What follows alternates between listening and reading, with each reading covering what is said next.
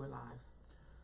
I'm just being honest, connecting with the black experience. It is your guy, the most disliked popular guy, Barry Axius, with the most popular queen of them all, Mama Ro, looking all spectacular, spectacular, the reppy of the culture and all good things. You know what I mean? Trying to represent over this here beat. How are you? I'm great. How are you? My weekend was full. I see.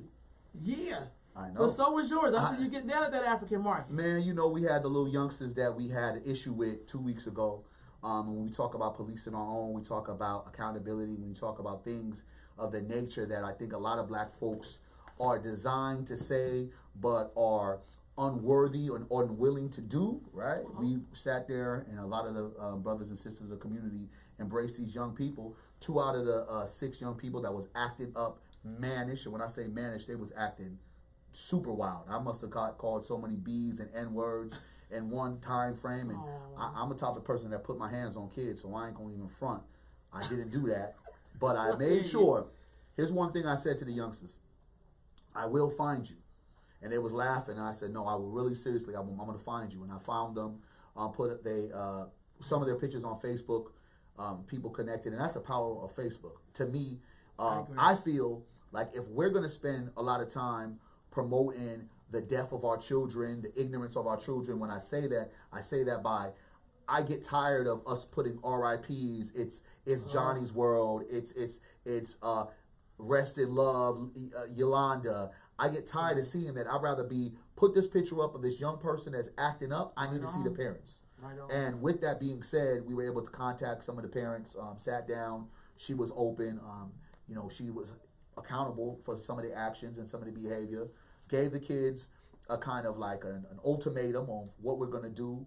Brother Nasir, Brother Tracy, some of the brothers in the village came through for our village children. We just sat there and showed them love, brought them to the African marketplace. They opened up their business called Everything's for $1 Candy Shack, right? And they made almost over $200 within that time period from 1 o'clock to 5:30, right? And they were not only humbled in the experience of doing that, but they was humbled in the fact that they walked into the same place. They terrorized the community in the village, showed love and respect, and at the same time, we tapped into their entrepreneurial spirit. I made sure that I brought them in, got their stuff, helped them kind of direct how they would market, kind of direct some of the things they should sell, bought the supply, and their hustling mentality and their entrepreneurial spirit led me to understand that these kids, they not only want something to do, but they want to be able to earn. And they want to be able to earn, they want to be able to learn. So I hired the young girl that was the oldest, and then I, put the other young boy in other programs. She's going to holler at you because she's at Burbank. And it was a good feeling overall. Again, critics will be critics, but as I said before, critics are usually crickets when you walk that shit that you talking. Right on, man. I'm just saying, I just have a lot of, I do have a question for you real quick about this. So some of them were young men, correct? Yes. Okay. Do you ever feel like, so when did you go to the young man's house as well? It was, both of them, it was the 11-year-old, that's the mother, and the girl, that's her auntie. Or excuse me, that's her sister. Okay. So the girl was the auntie of the 11-year-old. So we're luckily to be able to have, because I only had 3 pictures of 3 of the young men, which kind of connected me with the girl. So I was able to move it like that. That's how I kind of figured that out. Right on. So I'm only saying that this weekend I had a conversation with some women who were mothers, and I heard them talk a lot about what they think that black boys need. And some of it was, for me, how sometimes we as women, and this is not to put all women down because I'm a woman, but sometimes we think we're helping young men, but really we're hindering them. And I think they need to be under the direction of a black man or just a man, period, because he understands those steps. Yeah. But I think sometimes we coddle black boys, and then when they can't perform, then it's like they trifling, but we forget our contribution to not allowing a man such as yourself to come and work with their son. Because it's something you give them that we obviously cannot give them, well, even though we love them. I know. I mean, shouts out to all the people that understood what I was trying to do, the direction I was taking, because I think that some folks were kind of, I don't know, sublime to what my whole idea and the premise of me saying, let's take action. And I say take action in a way of, if we have this idea of policing ourselves, what does this look like? You know what I mean? What does policing our own actually really mean? And if we're going to police our own, well, what are the steps? Well, to me, the step was doing this.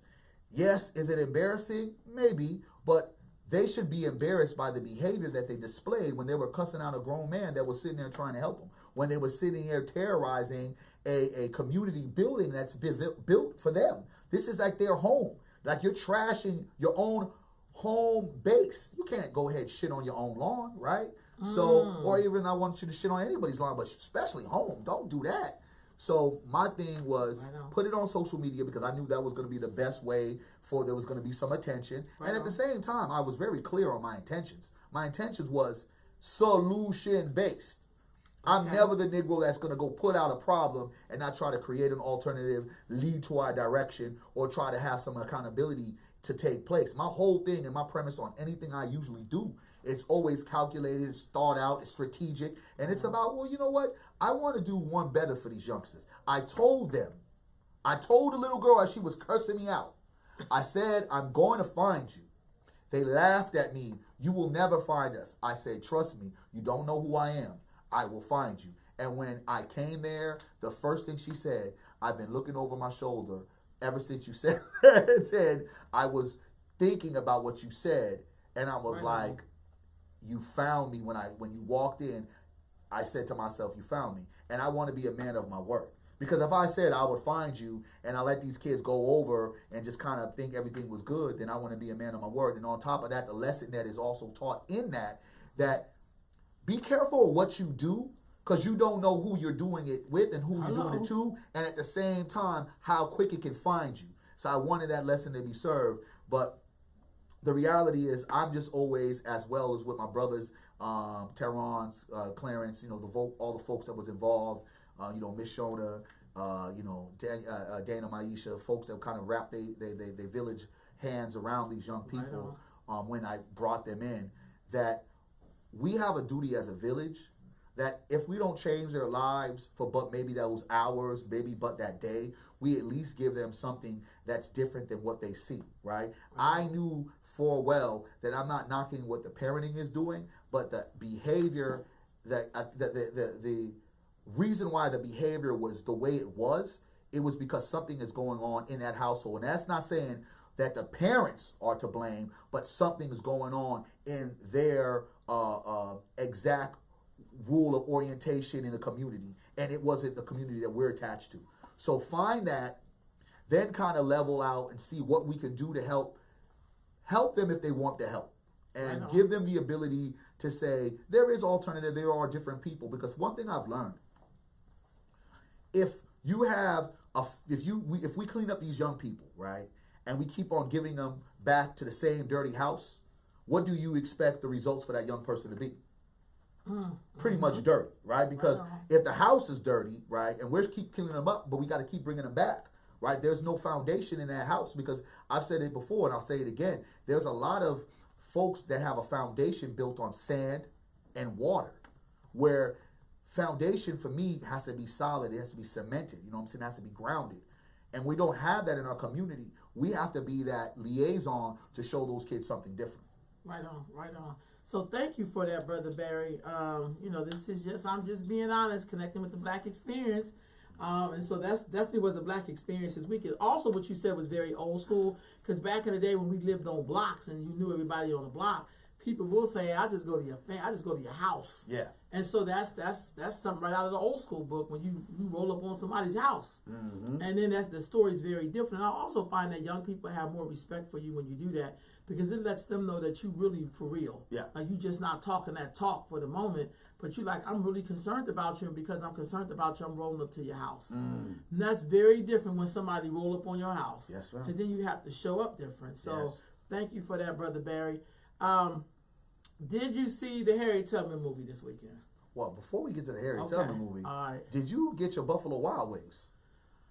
I don't eat at Buffalo Wild Wings. But I mean, for real, because I make wings. I think Black. Oh, excuse me. Listen. or did you go get your chicken sandwich I at didn't go. Popeyes? I didn't go get that chicken sandwich, Barry. But look, hey, I think black folks have lost the ability to cook their own chicken.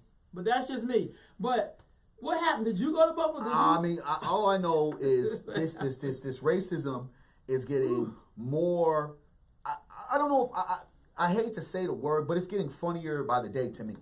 Because there's this idea that black people feel that racism no longer exists in the way that it exists. And then you have all institutional racism, systematic racism, and then you have dressed it up. And then you have what I considered the racism black people are used to, right? And that's what I'm saying. The racism black people are used to is definitely racism like this. Can you ask a black family to move because I feel uncomfortable sitting by a black family? That kind of racism. The racism. That's what happened in Buffalo. Man, the racism that calls you the N-word. Get what I'm talking about? These are the kind of racism that we're used to in a sense of institutional and systematic are more potent in the delivery and keeps us down, and we'll talk about that later. But I guess that's the situation now. My thing is, okay, Buffalo Wild Wings did what they did, whoever did what they did, they'll get some cultural training, they may get fired, the people that said it are still going to be racist. Why the hell do we keep on going to all of these places and not create our own? You just said it. Negroes, I think if we weren't the inventors of fried chicken, we sure made that shit make sense. Yes, we did. Okay? If we weren't the inventors of fried chicken, we probably made fried chicken more famous than Kentucky Fried, what is his name? Colonel Sanders. Colonel Sanders. Who got his recipe from a sister. Exactly. But that was a time when, the white folks was taking all our inventions or all our ideas. That was the time. It's still that time. Well, I mean, where do you think box braids from? Well, stop playing around. Where you think Miley Cyrus got that twerking from, right? It still happens. That irking, because that wasn't twerking, that was an irking. Man, that was a hard pill to swallow. It happens, but again, it doesn't happen in the way that it was. Like, literally, things were just taken. Like, I got you. I got you. Feel me? Well, nowadays, a nigga might get a check or something, and it'd be kind of like, just keep your mouth quiet, right? So my thing, again, is, all right, Buffalo Wild Wings did something wild. But what's the difference of Buffalo Wild Wings happening, with H&M happening, with Gucci happening, with Starbucks happening? I mean, what's really the difference? I mean, I'm asking you, Queen, what is really... Where do we get to the point? Because this all kind of follows into our whole conversation talking about Harriet Tubman, and then we're going to talk about the brother Allen. Yeah. A lot of what we as black people, we may not know what it is. But why do we keep pretending it isn't what it is? And then when something like this happens, we're shocked, we're surprised, we're angered, and the first thing we want to do is go boycott. I think that's because you have made all of what you just said, made a good old-fashioned Negro.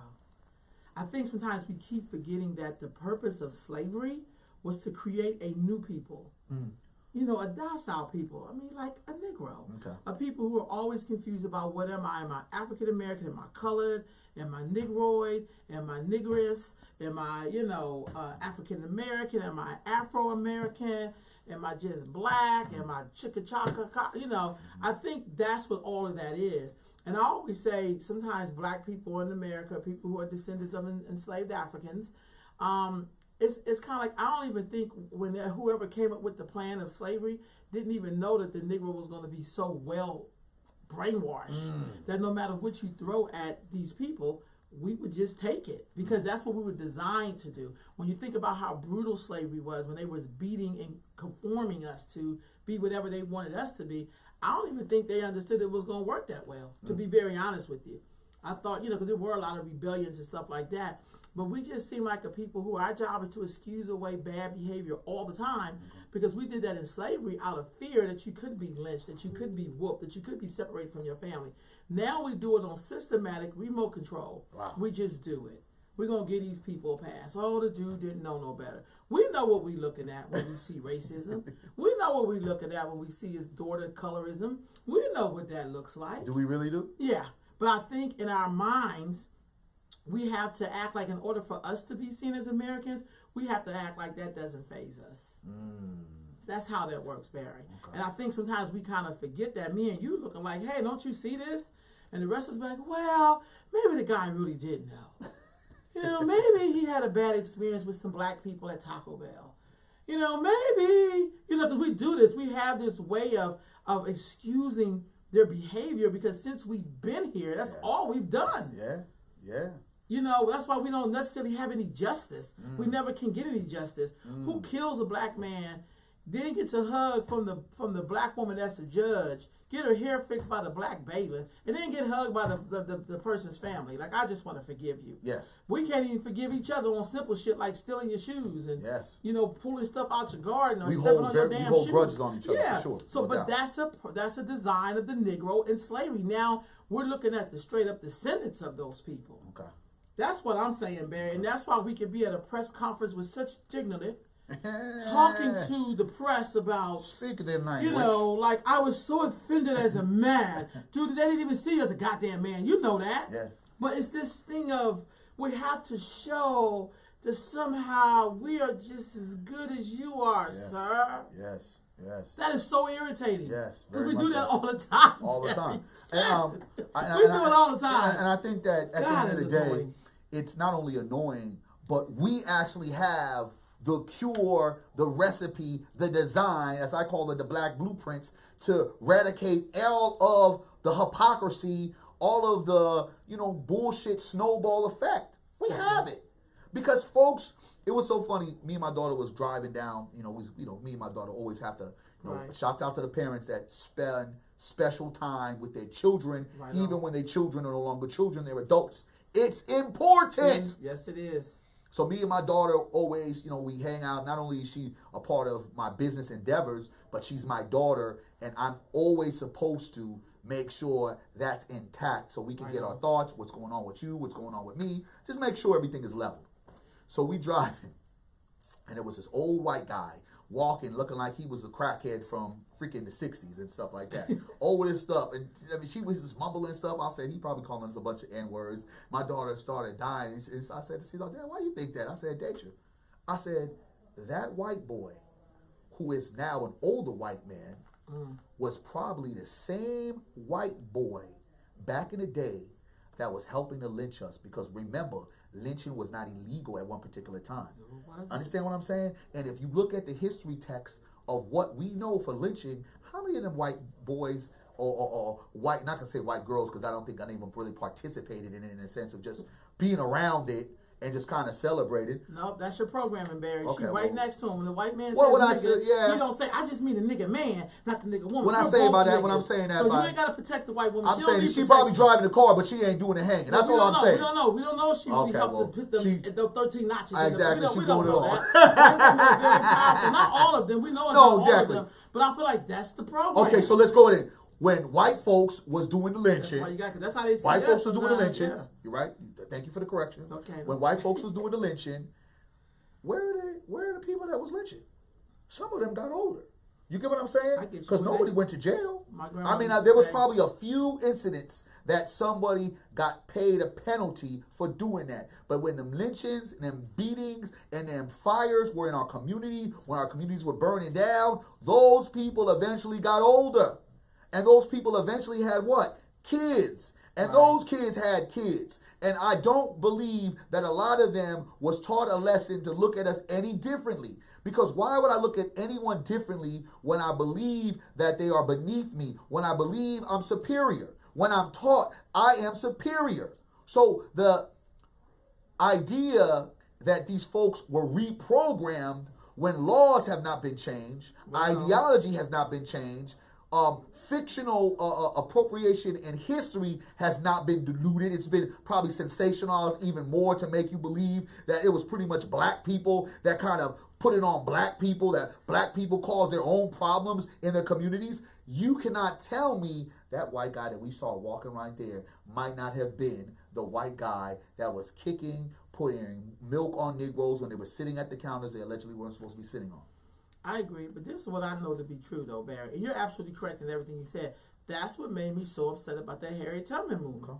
I felt like so we know, some of y'all may not know, but slavery was brutal. It was not a walk in the park. Do not believe the hype. What you mean? I thought it was. No, in the beginning, wait, hold on a second. I thought the slave owners were feeding the strawberries. No bedtime stories. No. Okay. No. But here's the crazy part about the. Did they let us get houses? What?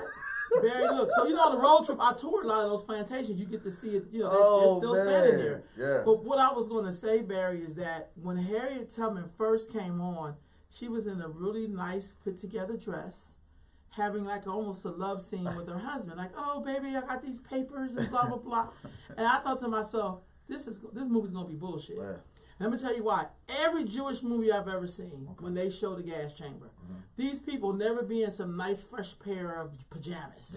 Yeah. Like, you knew immediately they was going to whitewash this shit. In the first scene, they act like they was like a Gone with the Wind or something. He lifting her up. Baby, I got your papers and I can buy you. And I said, what the kind of crap goo goo gaga shit is this? I thought to myself. But as I went on in the movie, the way they portrayed the black man was absolutely sad. Yeah. First of all, y'all scared shitless.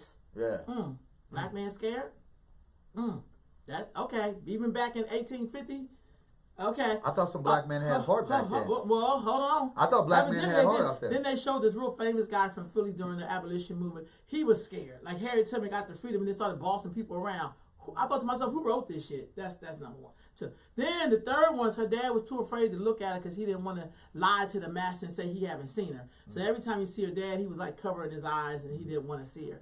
And then the part that really got me is when she stayed at this boarding house, and then the woman played by Janelle Monáe, basically the guy who was hunting her was a black man with the white slave owner, and he beats the shit out of this black woman and kills her.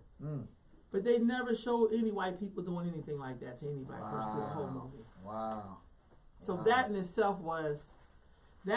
to me was like, now wait a minute. All the violence in the movie was perpetrated by black people through the whole movie. And I thought to myself, I don't think that American blacks, and now I'm gonna push the thing, I don't think that mixed people, honestly, especially, because the good woman who directed it, she was a black woman, but she's not African American. Yeah. And I think that, Nigerian. She's Nigerian. No, that's the actress who played Harriet. The woman who directed it was a black woman. Okay. And we've seen her in a lot of stuff too. Right. So she's mixed. You don't know I don't think they're capable of doing any truth to things that happened in slavery. I don't think so. We have to always consider how white people are going to feel about it. The only film I ever seen in my lifetime, and I've seen a lot of films, and also based on the experience of what happened to enslaved Africans, was 12 Years a Slave. Okay. And why was that? Because that brother was from Africa, even though he lived in London. His wife was white. But he worked on that for 10 years. And when he told that story, that shit was so brutal. When they was whooping Patsy's ass. Oh, that was bad. And when that white woman threw that damn glass thing in her eye, my homegirl's still mad about it. She said, if I ever see that action, I'm just going to take off on her. No, it was bad. But they didn't dress it up. They weren't walking around with nice clothes on and looking like happy people. Yeah. Them black people look wore the fuck out in that movie. They don't look like they just came home from working at Walmart. Not at all. You know what I mean? And I think this shit is that, crazy. No. In the movie though, because like I said, I've watched some trailers. I've watched. And then she had a chance to shoot the white man. She didn't, Barry. She gave a long ass speech. That's when I was like, what? I almost walked the fuck out the theater. I've watched some pirate, the pirate movie of it. You know what I mean?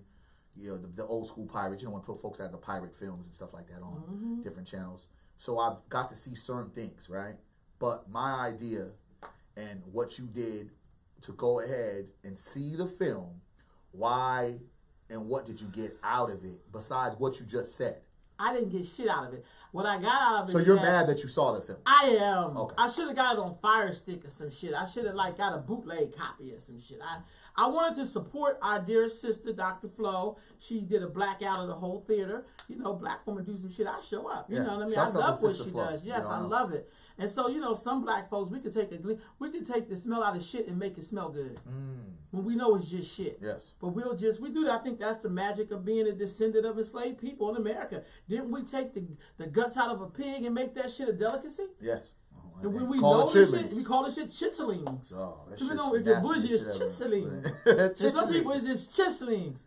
I call it chitlings. The nastiest shit on earth. But go ahead. So I'm saying all that to say about the Harriet movie that, there were just points like when she had a chance to shoot her slave master, she gonna give him a long ass speech. And I said to myself, are you fucking kidding me?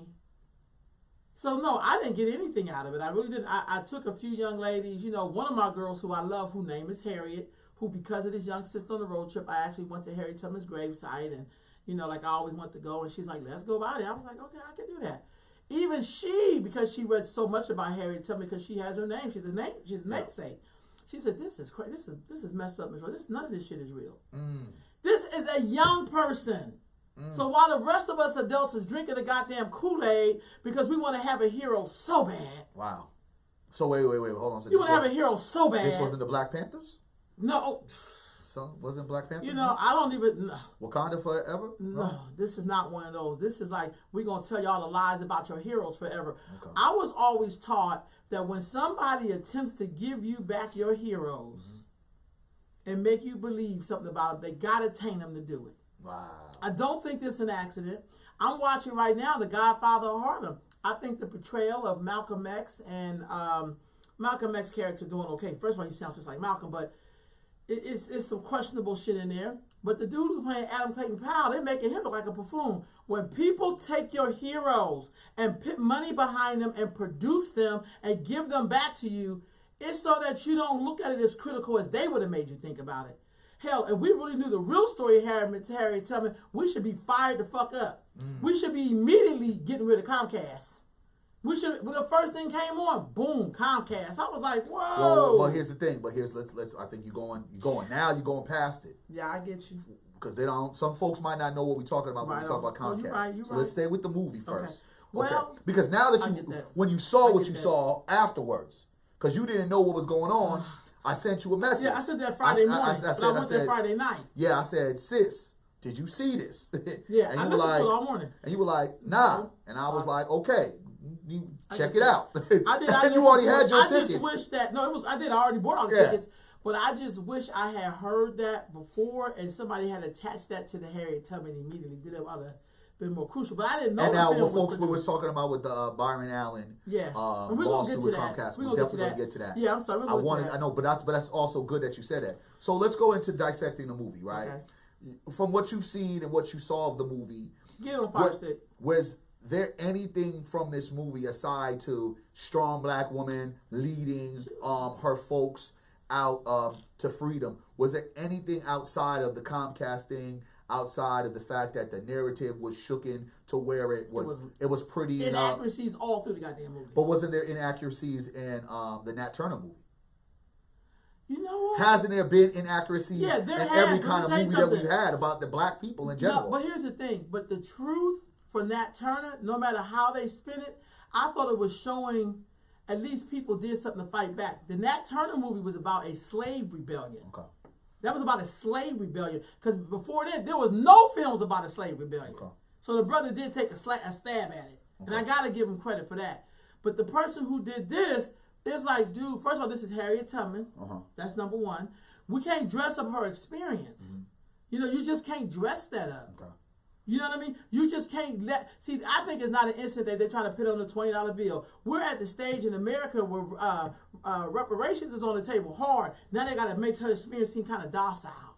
So only the white people funded this movement. I learned that a lot of free black people and enslaved black people who somehow got free funded a lot of those movements. You didn't just show up in Philly and the white people like, welcome, Negro. Yeah. They still had racism in Philly. Yeah. Shit, they had racism in Canada when they all had to run from the Fugitive Slave Act. Yeah. They got to Canada and then the white people started tripping. I learned that when I went to Canada. So in the same sense of what Harriet Tubman in the fact of, one, black man's a villain. Oh, God. Y'all punks like a mother. Like that. Not only punks, but we're villain, Jesus. Right? We are perpetuating what the media displays to us right now currently, right? Right on. Okay, so that sticks to the stigma of what black men look like. Right We're not there for our women, right? We are the criminals, right? We are the villain, right? And in a sense of it, because I think we do it to ourselves, the rhetoric between black men and women, and it's not saying that you and I are saying that Negroes ain't shit,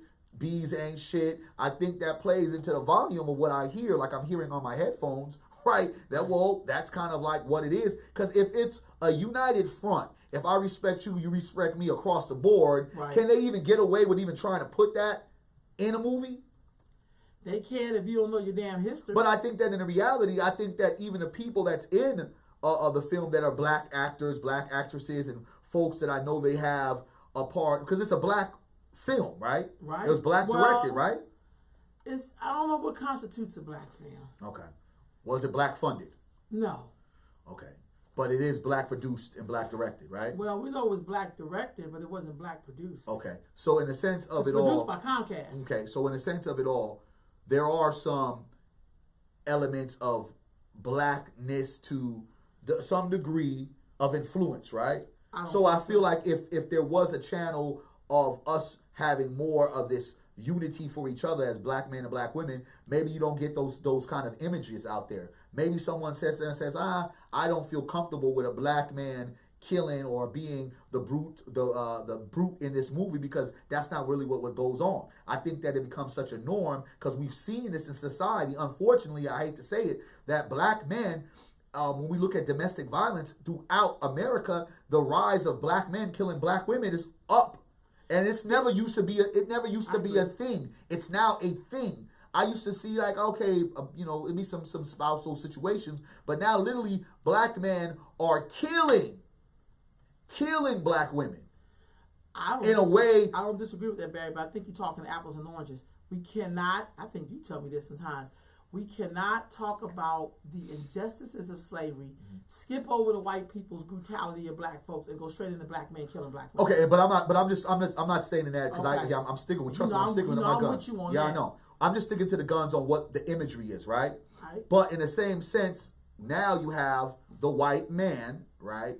The white man who, in sense, when we talked about it, I told you, like, I heard that there could possibly be like a love scene or just some kind of love fest between her and the white guy, which was thank God wasn't true. But no, it was. But it's the undertone. The undertone of it was. It was the undertone. The undertone of this being a situation where here comes a white guy, like we talked on last show about Black Panthers. Like, why did it have to be essentially the white guy that the black people saved, brought to Wakanda, and really was, you are the key. If you don't jump on the ship or do this, we're going to be screwed. That kind of saved the day. It really was. He was going to be screwed. The reality is Harriet Tubman, is that the same thing that kind of reaches out as well? Oh, yes. Like, at the end, they showed her commanding a army during the Civil War. Okay. Are you crazy? During the Civil War, hold on a second. Hold on. Because I was a smoker, I'd be in here smoking like... She's commanding... one of the most wanted fugitive slaves in the world.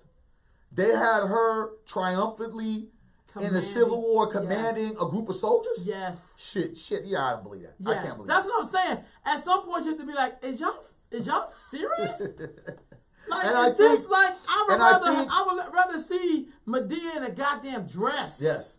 Than this shit. I don't even watch Madea like that, y'all, for real. That's why, as I understand, we are all attached. Like, I'm grabbing your hand. We're all attached to white supremacy in some shape, form, or fashion. So it's hard for us to allocate the idea of boycott, don't see the movie. But what we're trying to say and what we're breaking down, what Mama wrote, is really cementing is the inaccuracies are so defining and so deafening. Because if there was a point in time in history, because the Civil War, for those who don't know, that was a big deal, right? That was a big deal, right? Oh, definitely. So if the Civil War was played out and a character, and of course she's not a character in say, but I'm going to use that as a character because she's a real life person, individual, better word, like Harriet Tubman, was out there and was in front of helping the North battle the South,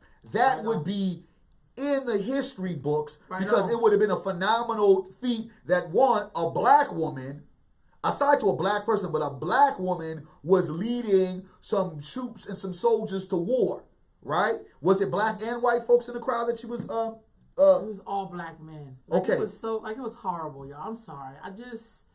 I'm not one of those people who like, thank you, master. Thank you for this grain of rice. Thank you. No, dude, it was wrong as hell. So it was and an then empowerment. all the racism. See, go to the African American Smithsonian. We have fought in every war. Don't get it twisted. But no matter what side we was on, the North or the South, because there were black men who fought on the side of the South as well. Let's not dress this shit up. As the kids say, keep the shit all the way 100. I'm just being honest. Right? They had to suffer racism from the so-called white people whose side they were fighting on. You think they gonna let some woman that's messing up their economy? Don't get it twisted. The Civil War was about economy. It was not about freeing black people. Not at all. Okay? It's not. It's like, yo, because the white slave owners did get reparations. Mm-hmm. Okay? There were reparations given not to the people who deserved them, but to the people who owned our ancestors. Don't get it twisted up in here. Mm-hmm. So to sit up here and produce a movie with all of these flat out lies in it. Flat out lies in it. It couldn't make the movie good. It was horrible. But you had Negroes in there clapping.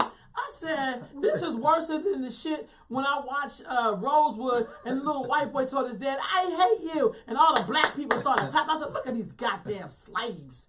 Not enslaved, but slaves. So you might. We ain't got our fans over here. You know what I'm saying? I'm just saying. Don't even worry about it today. I'll use this right over here. You know what I mean? Who that pissed me off?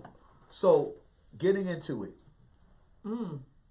It was a disappointing movie because, again, clearer inaccuracies, but the reality that they literally were trying to, as they've done in the history books, make it a minute look and conduct themselves as if enslavement of our people was merely something that some white folks were doing just to get ahead. It really wasn't rules across the board, that this brave black woman who had some other brave white folks that said, I stand with you, I'm going to help you move some slaves out. And of course, the black man who was brainwashed by the white slave owner wanted to make sure you kept the enactment of enslavement and the financial benefits of it to the master, and as well as some of the coons in there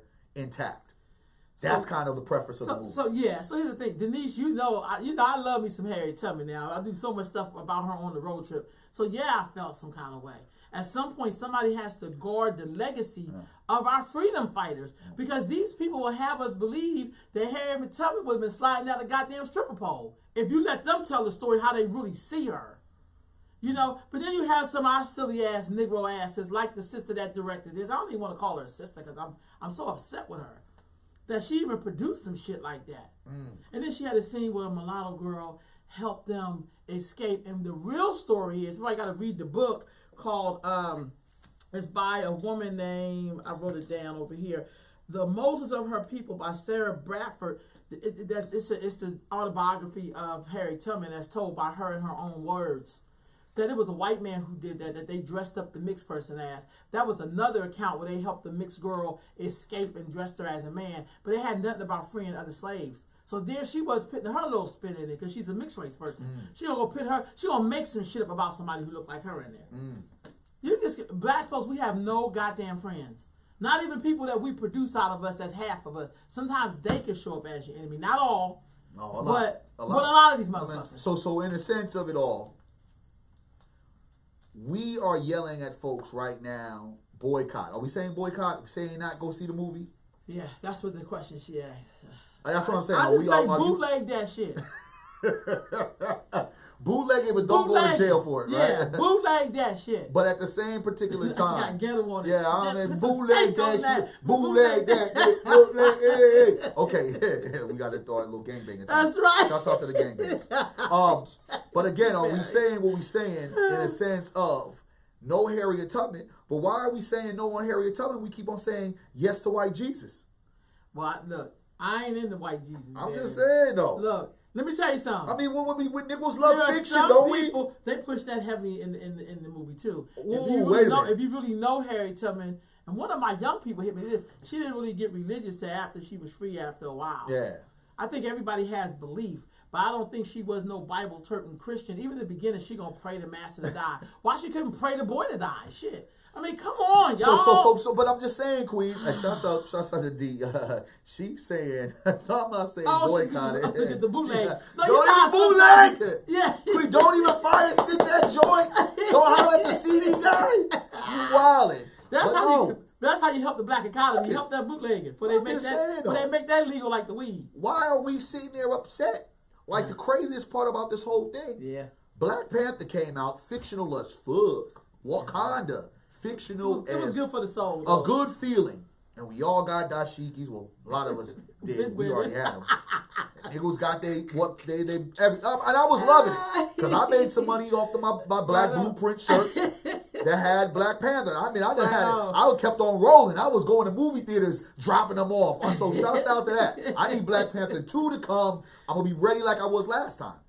And shouts out to anybody that wants to wear. It probably ain't going to be as black as the first one, though. Black Panther gear, www.blackpanther with a Z.com. Shameless plug. But why are we so much in reluctance? I've never seen this much controversy off of two bios with Nat Turner and Harriet Tubman that I've ever seen in the fictional play that we're okay with, right? In a sense that why are we so irritated? Because folks were just as irritated, not as much as they are with Harriet, they were with Nat Turner. You get what I'm talking about? And right. I think Nat Turner, he lifted up a majority of the weight of being the producer, the director, and even the financial backing for the majority of that movie. And it didn't do close to the numbers that Harriet Tubman did. Harriet Tubman was still a successful movie. And I say it was a successful movie because of one thing.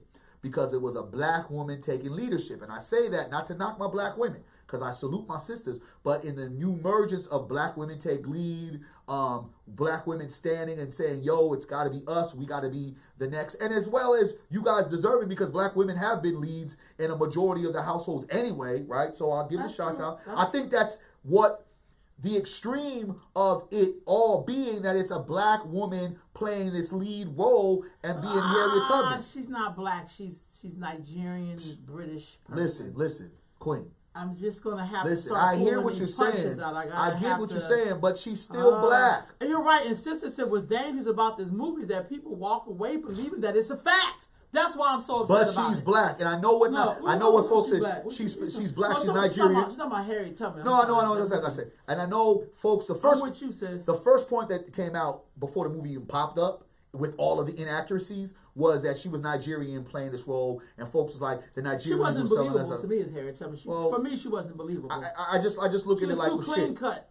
I mean, everyone's dream teeth guy was nice. Listen, everyone's dream guy, Idris. He played a drug dealer, and he played it great in Baltimore. Then we found out he had a British accent, and no one worried about that. He was fine as hell. Exactly. So, look at you. Where's the fan at? She's just being honest, though. Okay, but again, with the Harriet Tubman, why is it that we are saying no to her, but we continue to say yes to white Jesus? Why is it? I would know, because I don't say yes to white Jesus. Okay. But I'm going to say this, Barry. I think black folks in America have been brutalized so. Okay. And I have to I'm not using that as an excuse. Mm-hmm. It's kind of like when you're trying to get somebody out of a brutal relationship, but they just ain't done with it yet. Wow. And even though we see that, as you say this all the time, we are in a domestic violence situation in America as black folks. I just feel like some people, they need that. Like some people need crack. Some people, you have addictions, crack addiction, sex addiction, food addiction. I think we are addicted to these white people and feel off balance if they're not involved. If they're not in the room, we start to feel some kind of way. We start shaking like a crack addict. Wow. We don't believe things. If we can't pick up their phone and call their police to come help us to feel protected. Like, I think separation a lot, just like in a domestic violence relationship, for those who no family or friends, and maybe for those, and no disrespect, that have been in some. I mean, it can be also, it doesn't have to always be physical. You know what I'm saying? It can be verbal as well, right? Mental as hell. Yeah. I think that's because we lack their strong movies, though folks don't even know Cicely Tyson made the first Harriet Tubman movie, which was more believable. That's what I'm telling kids. Go see that one. I think that because Yeah. the window and the heroic nature of a Black Panther creates a heroic nature of Harriet Tubman, because the black woman is God first off, and the black woman is a superhero, and the black woman does not get the credit of being a superhero and being a champion in what was one of the worst times of black history, the enslavement of our people, and the story of her leading slaves to you know what I'm saying, a foundation that was out of enslavement, to be in that position, to see that, it brings that, yes, feeling to us. But the unfortunate part of it, as Sister's saying, why it's so dangerous, it becomes our norm, it becomes our narrative, and there is no one outside of the powers that be is really critically dissecting why and what. And then what you have in the Black Planet, you have us going at each other's neck, disrespecting each other about why we shouldn't watch it and why we should watch it. And there's all these intangibles. Well, we should watch it because it's a black director, it's black sisters, it's black people getting money. Well, we shouldn't watch it because, guess what? It's inaccurate. But then, if we don't watch it, well, what y'all Negroes want? Y'all don't ever gonna get no movies or get anything displayed. So it's a catch-22. Black folks don't get to have choices. Because last time I checked, we created everybody on the planet. Oh, shit. I think all of these emotions, Barry, it makes us all human beings. Mm-hmm. Some black people going to love that Harriet Tubman movie because it's going to excuse away the shit they choose to do. Yeah. To keep us suppressed. Some of us is going to hate it. Mm-hmm. Because we know this shit is wrong, and we know some people watch stuff and they think that it's fact, because most of us don't study, most of us don't read. The book is called The Moses of Her People by Sarah Bradford. This is Harriet Tubman's autobiography. How many people gonna pick that up and read the shit? How many of y'all gonna go watch a woman called Moses? So at least you can have at least a couple of different versions of it. It is my prayer, because I'm not seeing the movie ever again, but it is my prayer that I hope somebody would look at that and be like, let me go ahead and do my little version on my $10,000 budget or whatever the hell. I think we got a bum rush to show when people tend to lie and want to dress up our heroes and make them the way we render them the way they want us to see them. We should challenge them and do our own. We can make videos all day long. Hell, when you think about a season of a reality show, you can make a film based on that shit. Yeah. You know, so I always say, hey, if you don't like the way it's made, that's why I did my little rant and I was done with it. Go write your own shit. Mm-hmm. Produce your own version of Harriet Tubman. Shit, do one better than that. How about you get in the goddamn car and follow her trail up to Canada and learn about her along the way? I think that's crazy that she was leading a Barry rally of black soldiers in the Civil Wars. Like, that is fucking like, we don't have that shit right now. How triumphant is we don't have that right now. We got black people in the army. You ain't gonna see Colin Powell leading just all black men. What the fuck? Wow, the most wanted slave. Yes. They had her come back. And I don't think that people really understand. We downplay that shit so much. Like, I don't, and that's the problem. We downplay racism and enslavement. That's why when shit hits the fan for us, and I be looking at Negroes sideways like you silly ass Negroes. Yeah, because it's like, well, when I was sitting there talking about all this racist shit, you Negroes is looking at me like I'm crazy. Barry, you're too much of this black stuff. It's all this black power. We all need to be empowered. We're all human. And that's never something that I'm just being honest though. That's never something I never ever try to make people feel that I am saying that I want all black everything. I'm saying I want all black everything because I want to have alternatives.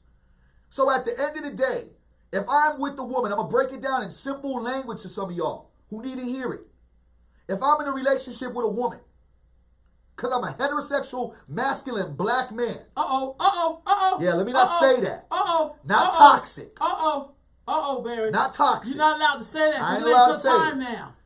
I'm a heterosexual, masculine, black male that loves my black woman. But I also know she is goddess. I am God. Right. We think differently. What is it? Mars and moon, whatever. We make beautiful things. Right, but at the end of the day, you got your shit, I got my shit, meaning I got my car, you got your car. And if we're lucky, we'll have a middle car together. That means we have 3.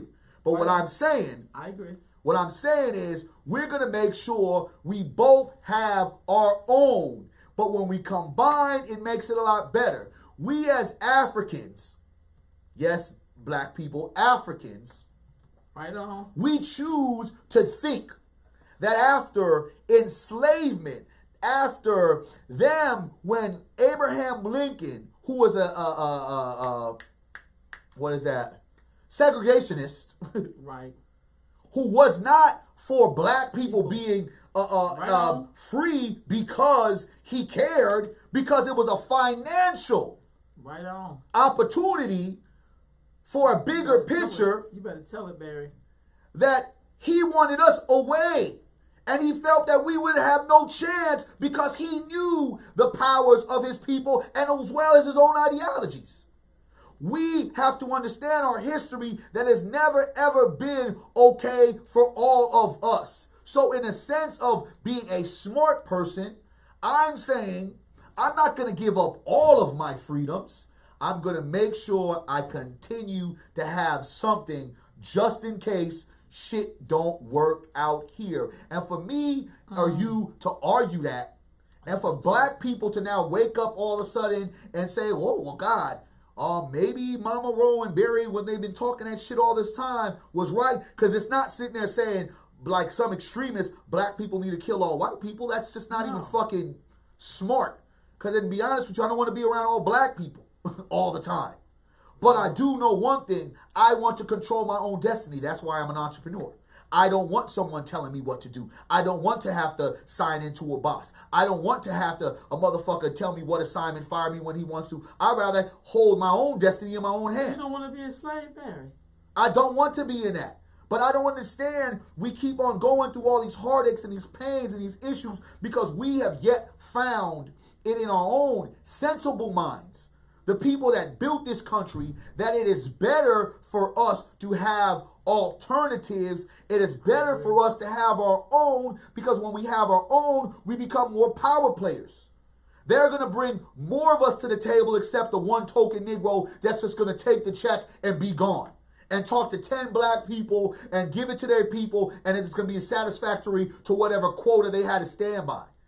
It gets ridiculous that we go in this redundant conversations and redundant arguments over and over when a movie comes out, when a racist incident happens, when our kids are being slain, and when something epidemic happens to our community that's aligned to white supremacy. We all go into a rage. But I say to my people, well, what the fuck are we going to do about it?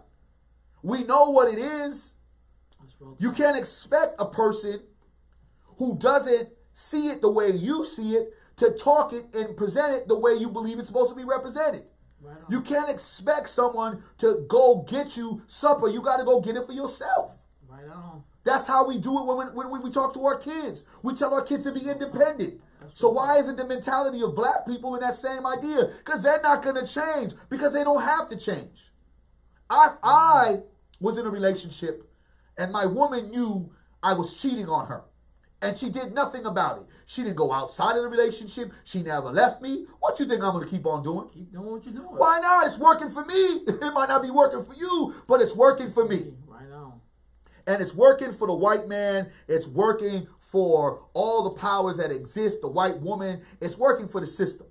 And now we move into now a bigger situation. When you talked about Comcast.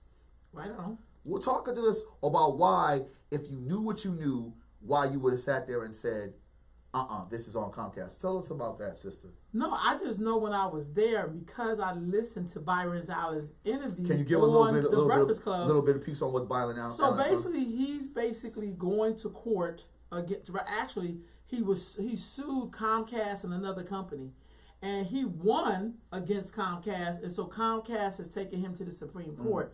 So on November the 13th, he's basically going to be going before the Supreme Court to argue this discrimination suit against Comcast. And I'm just giving you the part about Comcast. I think what he said before didn't really make sense on why we should be paying attention to this case. So I guess he has 30 minutes to present his case. And the other side, Comcast, have 30 minutes to present their case, but they have given 10 minutes of their time to Donald Trump's administration to present their case. And this show you how these people work together. So as much as we all think Donald Trump is this ugly demon, there are people out here who support ugly demons because ugly demons allow you to keep the power that you want. So it's not about some white people walking around with white sheets on and no teeth and calling you nigga. That's not what we're talking about here. We're talking about the powers that be, who's like, I don't want to give y'all shit, period. Like, you know, and you have to prove 100% that is racism. Not 99%, not 72%, but 100%. So if they say, yeah, we discriminate against you 90%, but the other 10% is because we didn't like your t-shirt, then they get off. He broke that down so plain, I remember that. That was crazy. And so... And this is a 1866 civil rights 1866. That's they're taking it all the way back to that time. Wow. 153 years ago. Yes. Okay. Now, mind you. So, my thing but racism is dead and gone. Well, I'm going to tell you this, Barry. This is just me. This is just how I feel. I feel like some of this shit is a lesson for the bushy Negroes who think they right up there with white people. Okay. Those of us who have fought tooth and nail to say, I am an expert in this. To sit at the seat. Yeah, I want to sit at the table because I believe I have what it takes to change their mind. Infiltrate and the the system. book that you got approved on was the shit that they wrote. My uncle used to say, blessed memory, elders have, now who are ancestors, have given me such pearls in my life. He used to say, the white man will never make a law that will convict himself. Wow. This fool can change it in middle stream if he wanted to. Be like, like the man at Buffalo Wild Wings. I didn't tell him to move. I thought that... The simple fact that black people moved is crazy to me. Yeah. But go ahead, Queen. But the black man, you know, I think sometimes, Barry, we talk about we're men, we're women, but we don't even know what that's like because you were enslaved, boo-boo. You were erased. 3/5. It's kind of like trying to go into your mainframe and find that shit that you erased. Yeah. You know, like say, I don't know, 100 years ago, and you know that shit is disintegrated and the new program is running all over the place. Yeah. Now it's running through your body like a damn virus, and you have no antibiotics, no nothing to fight this virus. Yeah. We are like the antibodies. We coming in this mug like, wake up, and we like, oh no, that don't feel right. Because it means you must do something for yourself, and you're not willing to do that shit. Yeah. Because that's scary, Barry. Very much so. That shit is scary when you have to get up and fight for your goddamn self. We are fighting for our lives right now. So in this lawsuit, right? In the lawsuit, he's suing Comcast and who else? And it's another cable giant. What's Charter or something like that? Because I know he sued AT&T and he won that, and I believe he also won Charter, right? But in a sense of him suing Comcast, he's basically saying that the economic inclusion that we're not included. Like they're spending so much money, like $70 billion of you know ad or whatever to you know give to black people, and black people aren't getting that money. Is that kind of like what it is? Yeah, for the most part.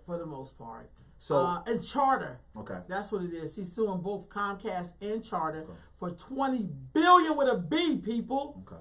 $1 billion over racial discrimination. And they're bringing him to court. But Trump's JOD and rips Trump's JOD for racism because they're going to have 10 minutes of that 30 minutes with Comcast to basically go at his claim.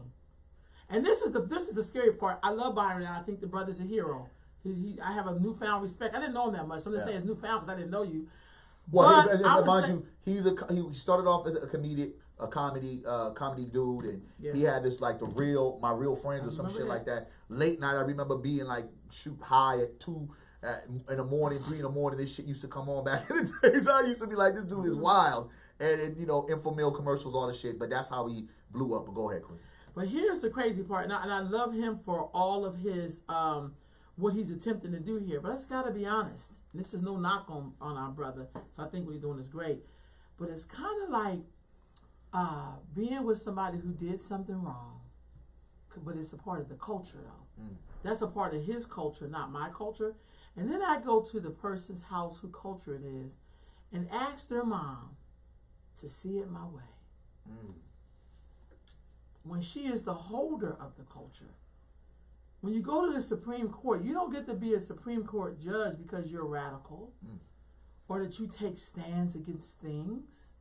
They don't really have like the Mexican immigrant on the Supreme Court. Okay. They don't have the strongest Malcolm X kind of dude on the Supreme Court. They got people like Clarence Thomas. You know, you just really don't. You know, thanks to the last brother we had, he didn't put nobody on there really that could hold it. But when your boy was on there, he was stacking the decks. The guy before him, Bush, was putting people on there that he knew would uphold these kind of things.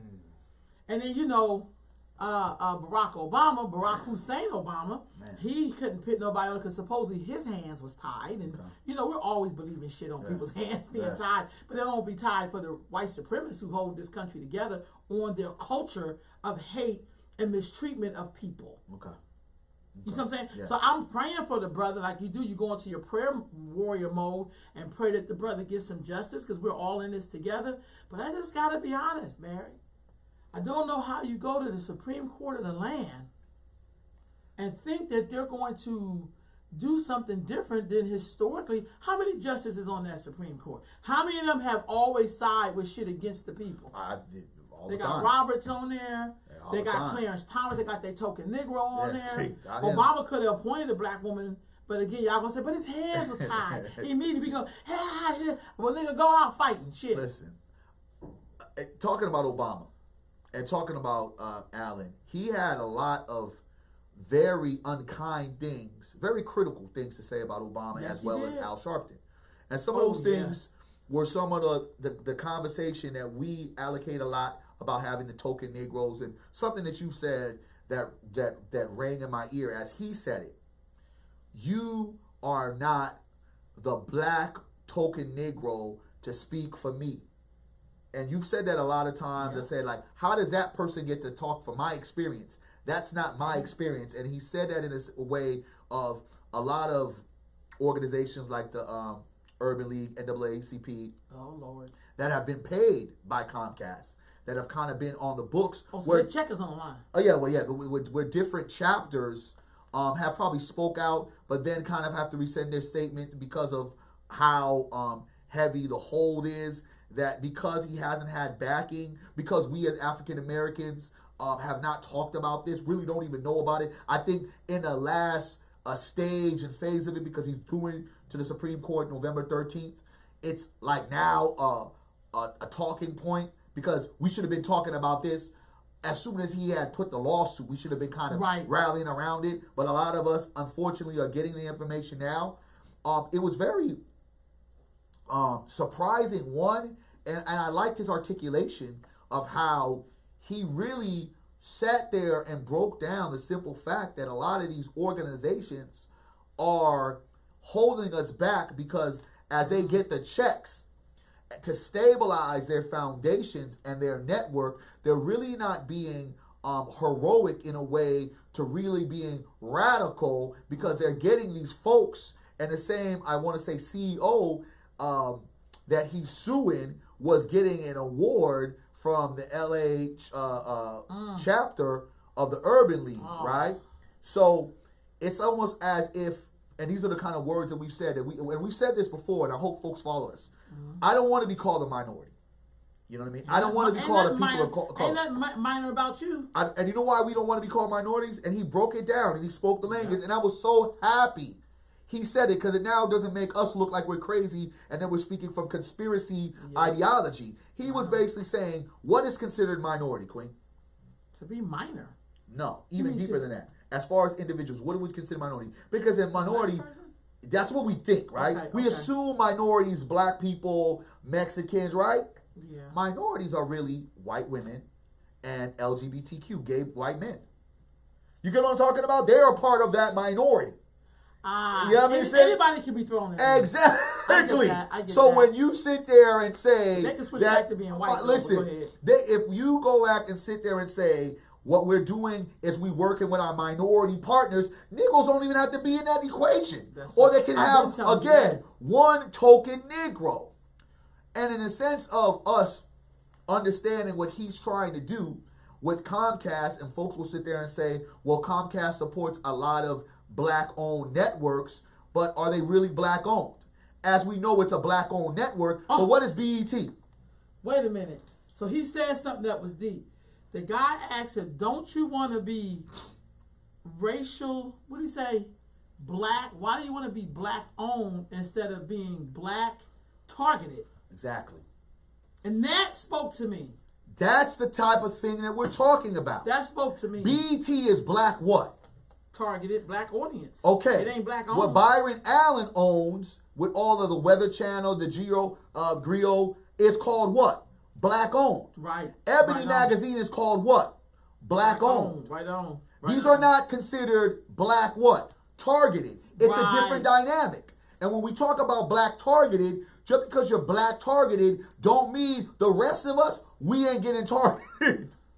You know what I mean? So in a sense of us believing these ideas that we're included, we're not. We're actually X'd out, and we get X'd out because niggas would rather take the check. It's almost the same idea of what Jay-Z just did. Instead of being a man to go, and I believe you have to sit down, with the enemy and kind of feel them out, see what it is. First demand for me, because I know what my people want to see, to let them feel a level of change, to make me feel inspired. It's not you saying, well, we've talked about protesting and sitting down and kneeling. Now we got to move on from that. I think that's done. No, I'm here to sit there and make sure somebody picks up Colin Kaepernick. That's the first agenda. And if someone's not picking up Colin Kaepernick, at the end of the day, I'm Jay-Z, I make enough money. He made a quote say, they need me more than I need them. You walk away from the table. But you don't go to the table and say, well, what's really in it for me? And soup it up, put it on a suit and tie, dress it up to make it seem like it's for us the people. Right. It's not really us the people. Right. And what I loved about Brian Allen said was me.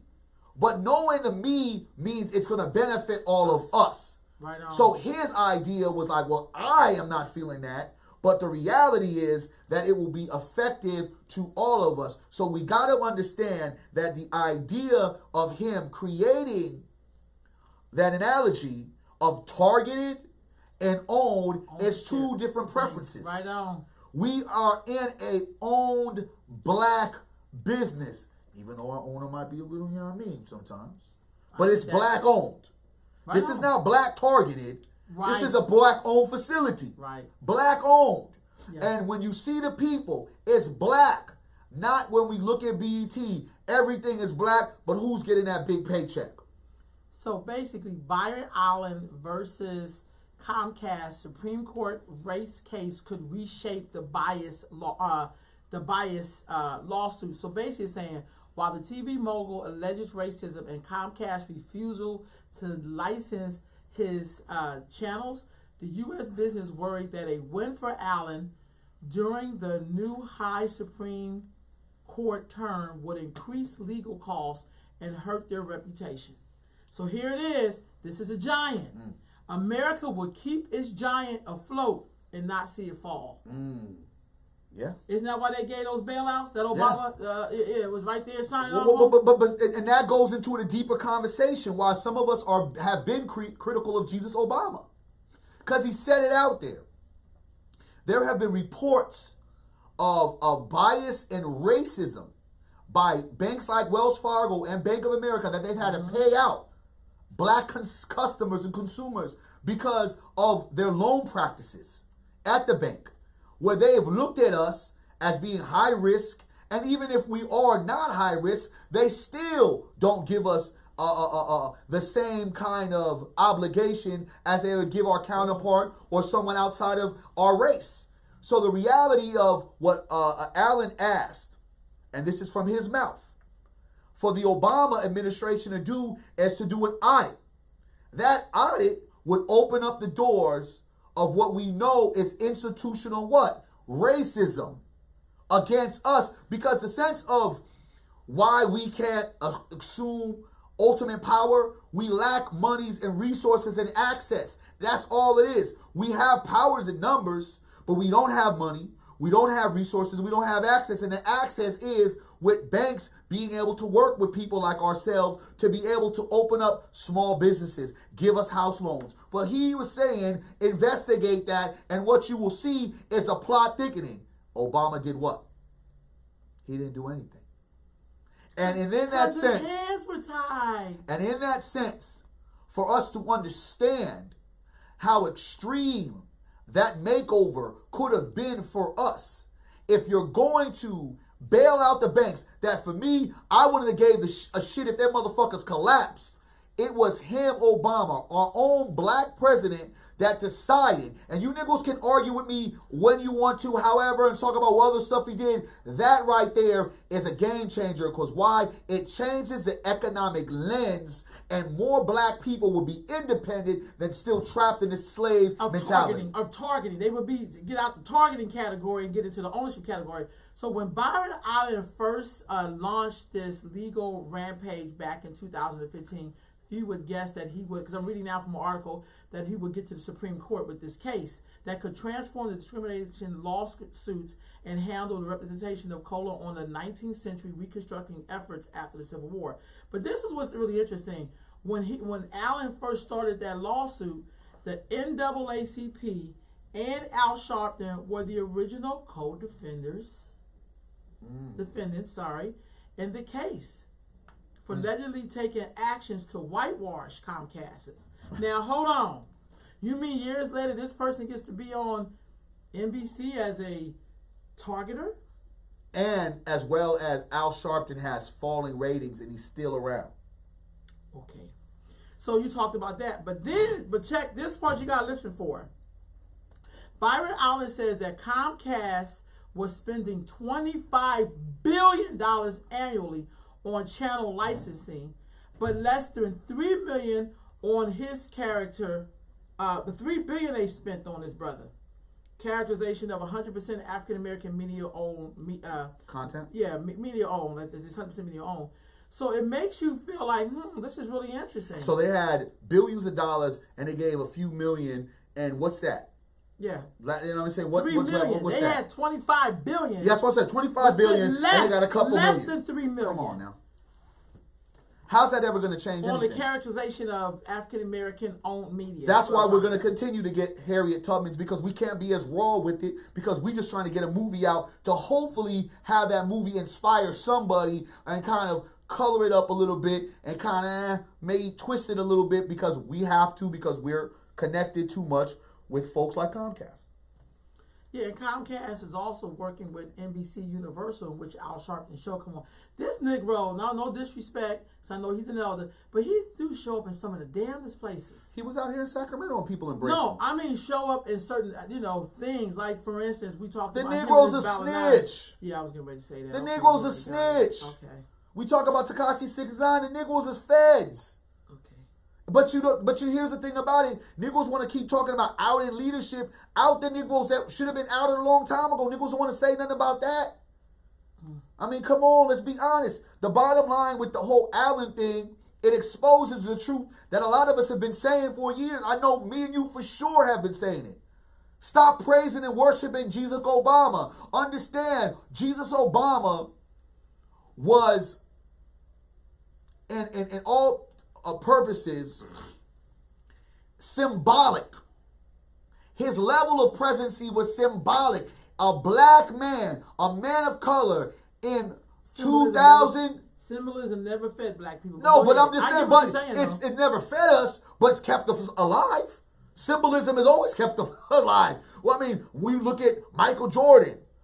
Oh my God. But at the end of the day, was Michael Jordan doing anything for the black community? Right. But he was Michael Jordan. So in that idea of symbolism, as look at the white Jesus. I mean, niggas have opened up churches for the simple fact of white Jesus. I still ain't heard Kanye West tell me on the Jesus King if Jesus is black or white. I need to know, Kanye. Which one is he? Is he black or white? These are important facts I need to know. So symbolism has kept... Jesus doesn't have color, Barry. Oh, yeah, I know. But every time I see Jesus... He didn't even come out of a man's sperm. Exactly. He came out of a holy conception. If your daughter come home pregnant out of a holy conception, what would you believe her, Barry? Oh, is your daughter not Negro was found in a goddamn manger from a virgin. In the damn middle of winter in December.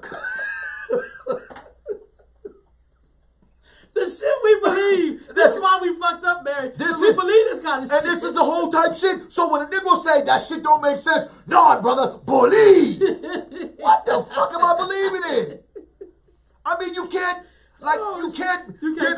make this shit up. And this is not knocking people for their religious beliefs, but you guys have to understand. Shit. I don't believe in a boogeyman, and I don't believe in a tooth fairy, and I don't believe there's a such thing as Santa Claus. And if they would all be black. A white man comes down your goddamn shit, and you better have your gun. I'm gonna shoot that motherfucker. So it's real talk. No doubt, beloved, we are teaching. Oh, shit. Because here's the truth, y'all. God. Symbolism has been the clutch and has been the ventilator for black stupidity, black ignorance, and the lack thereof our unity. If you guys want to believe that Mr. Allen is lying about what his ass for, because why would Mr. Allen lie about Obama? And that's the nigga that Obama would want to be around to sit there and open up the books. And why would he lie about Sharpton when we know Sharpton's character is that? How do you be a snitch and still walking around? Because that's what what the entire mafia, they would get your ass. Because that's what, Queen, because that's what we're designed to believe. Okay. So these are the things that have resuscitated and kept us moving and glued. And that's why it's so easy. And that's why niggas don't want Barry Axis in the room. They like you a little bit more in the room because you're a little bit more culture eccentric, and you know what I mean. You know, I'm just being honest. You're a little sweeter than me. You're a pit bull, no doubt. Pit bull for real. I come in like not really. Because I done seen you shoot some niggas. I done seen you Harry Tubman niggas. Real talk. But they at least gonna think Mama Rose gonna at least listen. I come with the gates with the guns blazing like niggas. Lay it all down. Because at the end of the day, literally what we're stuck and we've been blinded on is the symbolism that has been portrayed and been put to us. Dear President Jesus Obama, why the fuck did you not investigate these goddamn fucking banks and open up an audit? It was going to be simple. Who would have been mad? I wouldn't have been mad. The people who put him there would have been mad. Come on, man. They didn't elect Obama because they wanted us to get free. Come on now. And the LGBTQ, FGHQI, TGIF, P give it a P on there. They go in there, lock loaded, game tight, focus on what they need to do. Agenda. I mean, that's why I say I love the LGBTQ, and in so many ways, I don't knock them at all. Because guess what?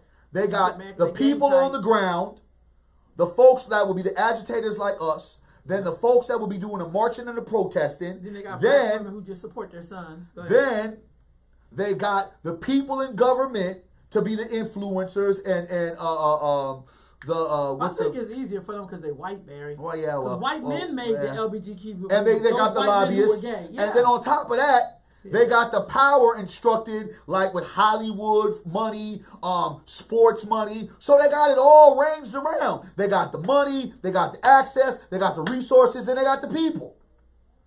And they all focus on an agenda. We want to have same right marriages as everybody else. And guess what ends up happening? Okay, Obama, we got you. What do Negroes do? We're still now finding out, as great as Obama was he really great? And I've always said that. I'm very critical. Don't ask me. And he did do stuff for us, Barry. He helped everybody else, which means he helped us too. That's the silly shit Negroes say. And that's just becomes the silly Negro shit that we get caught into. And this is not about Obama, but it's just like, God damn it, people, when are we gonna stop keeping on drinking the well? And if we're gonna be at the well with the people drinking, can we at least question them? Because in any room I'm in, I don't give a damn. That's why I said they don't let me in the room, because I question it. I ask it. Like we had a meeting with a whole bunch of people. What did I do, Queen? While niggas was all sitting down there, stooped and duped, and knowing we have issues. He spoke up. I spoke and said, truth to power. Everybody sat there like we was at a meeting on a plantation and the slave owner called us in to tell us we're going to have to work on Sunday. Sorry. And I just said simple shit. But it's like, Negroes, you know what I've learned? Negroes get so upset when you speak your truth. And it's like, I'm not trying to embarrass you. I'm just asking a question. I would ask the question, well, Obama, why didn't you audit the banks? You know that they've done discriminatory practices against black people. I mean, come on, look at the home ownership in black America. This shit is so lopsided. Niggas can barely even open up little bodegas in the hood nowadays. Yeah. I mean, we can't do shit because we got to go funnel into a bank and the bank says no. And then other immigrant come off the goddamn boat. That motherfucker open up shop. Tell me what's the problem. And that's, I'm going to say this, Barry, no disrespect to the African community, but that's what they don't know. Like, there's a reason why we struggle, but they don't come here and struggle. So I got a problem when those group of people attempt to tell us why ain't we doing shit. It's like, nigga, you get to be over here because of the fucking work our ancestors did.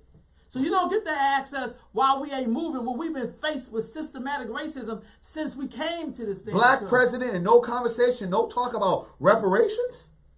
Well. Black president, no talk about we got to open up the books. It's a new day and time. Let's talk about these reparations before these banks get let off. Get there. See, that's the thing. That's the thing. Dear banks, dear automotive industry, we have a problem. Because that's me being Obama, elected.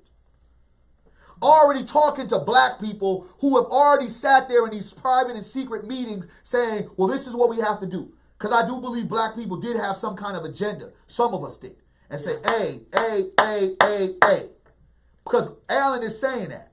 Yeah. He's saying he ain't mad at him because Alan ain't mad at him because Alan's still good with his money. He's still making his moves. He still found some white people to invest in his ass. Let's just keep it solid. He figured it out. You know, and on top of that, unfortunately, he has a blonde hair, blue-eyed woman. But we ain't going to talk about that. I mean, go put that picture. Oh, shit. Okay. Now we talk about that later. But here's the go. So at the end of the day, me being presidential-elect Jesus Obama, right? I would have said to the banks, and I would have said to the housing market, and I would have said to the automobile market, like, you need me to bail y'all Negroes out, huh? Yeah, we kind of fucked. I said, all right, just what we gonna do. We got this big problem called reparations. So, I'm not gonna be able to probably push this through Congress. They're not progressive enough. There's gonna be a lot of real hoopla, how much and who should get it, blah, blah, blah. But what I need and what I want in writing is to be able, because I know y'all done screwed up a lot of black people in this course and even before. Right on. Black people would be able, if not to get some of the best loans, right, and best interest rates, and actually folks would have to build black communities up. Banks would have to give start-up loans with no interest, no nothing. Like, nigga, first interest, here's $10,000, a fucking, I don't know what they would call it, but stimulus package for your business where you don't have to pay interest or pay it back. Before I go ahead and bail y'all out, y'all need to do this for at least 1 year, 2. I don't know how you do it, but you got these motherfuckers by the neck that need you, and let them sign that bill. Black people would have walked out. We would be winning right now in 2019. I'm not talking about 1. I'm not talking about 2. I'm not talking about 3. It'd be a collective of us winning, and that becomes a problem. There is not a collective of us black people winning. There are Negroes winning, but there's not a collective. And those black people who win don't usually come back and get the other black people to help them win. So that becomes a problem. That's what I would have done as a presidential Jesus Obama.